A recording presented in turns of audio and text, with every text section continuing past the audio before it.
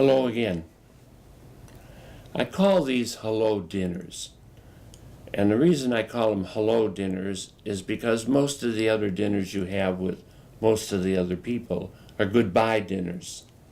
People are looking at you to see what's gone from you. People are missing the forest for the trees. The trees are your various symptoms. The forest is you. The forest is me. And it's still a full forest. Simply because a few trees stick out in the forest doesn't change the fact that I'm still a complete forest.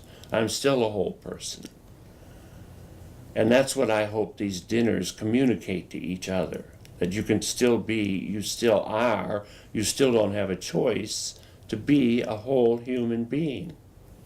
Even after you've heard those words, you have dementia, probably the Alzheimer's type. The purpose of this dinner is to normalize you and your spouse. Normalize in a way that you know it's okay to have whatever it is you have, that it hasn't diminished you as a person. And the way you find that out is you witness it in other people and you witness for other people. So that's the goal of this. The goal of this really isn't to break bread or have a nice time. The goal of this is to make you feel better about yourself. And you do that by seeing other people who feel better about themselves. So, here comes your guests. Now, how did they get here?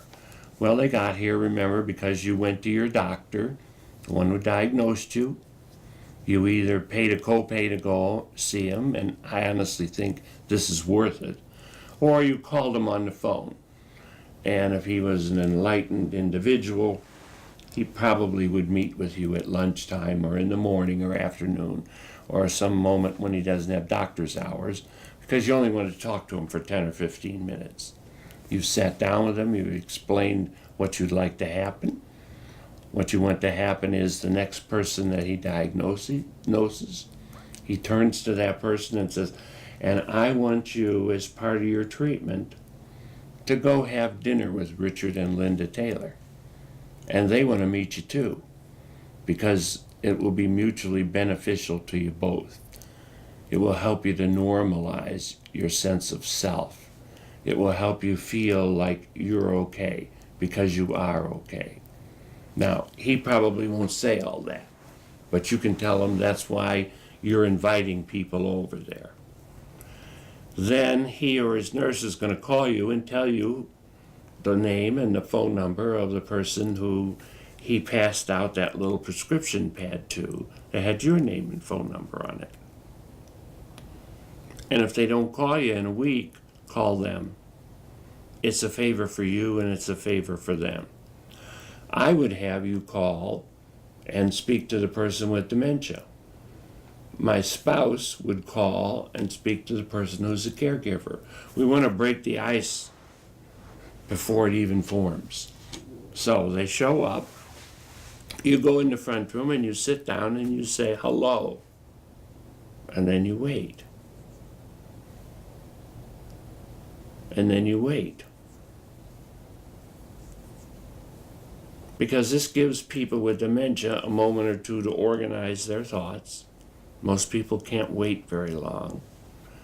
And it's an open-ended question. And in fact, this whole meeting is open-ended. It doesn't have an agenda. I had a whole bunch of questions I was going to suggest that you ask of somebody, but I don't think that that's tremendously useful. There is no way, one way of managing this conversation. Remember, the goal is not to give people more information. The goal is to give them a witness for a feeling, to support a feeling that they're okay. So I don't care if you just have coffee, or if you have a drink, or if you have iced tea, or if you have a 6-course meal, or if you order out for pizza. That's not what this is about. This is about beginning to build a relationship. This is about you moving one step closer to feeling normal again.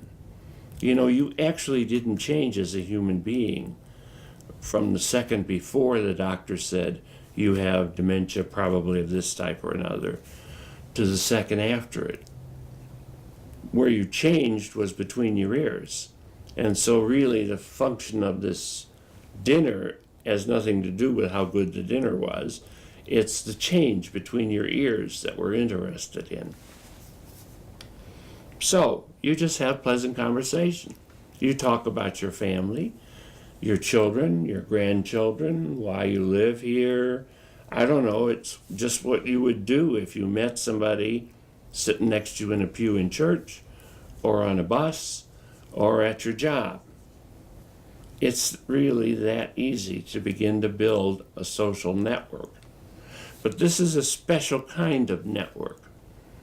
This is not to get more business for your business. This is not to pick up women or men. This is not to get specific information from somebody. This is to begin to build a friendship. Because after all, isn't that what we really need? Is friends. But we need special friends. We need special friends who understand what we're going through, who empathize with us rather than sympathize with us. We are kindred spirits in so many ways. And this is an opportunity to enjoy that kindredness that we share with each other. So, you have a nice time before, you have a nice meal, you continue to talk to each other.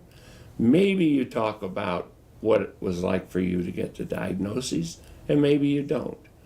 Maybe you tell them how your life has changed since you were diagnosed, and maybe you don't. You just have to go with what seems appropriate at the moment. And you have to trust yourself and trust them to determine what are appropriate limits for the conversation. That's why I say there's no guaranteed or there's no special list of questions you should ask. I would say you should ask open-ended questions of people. Yes or no questions aren't going to be very useful. How are you feeling? What happened? What reaction did people have when they heard about this? How's your family handling it? And then I would share what I did that was right and what I did that was wrong. I would share the fact that I cried for 3 weeks after I found out that I was diagnosed. And really, I didn't know why the hell I was crying, because I didn't know anything about dementia. And I didn't have the opportunity to sit down and have dinner with anybody who did have dementia. So, this is why we're doing this.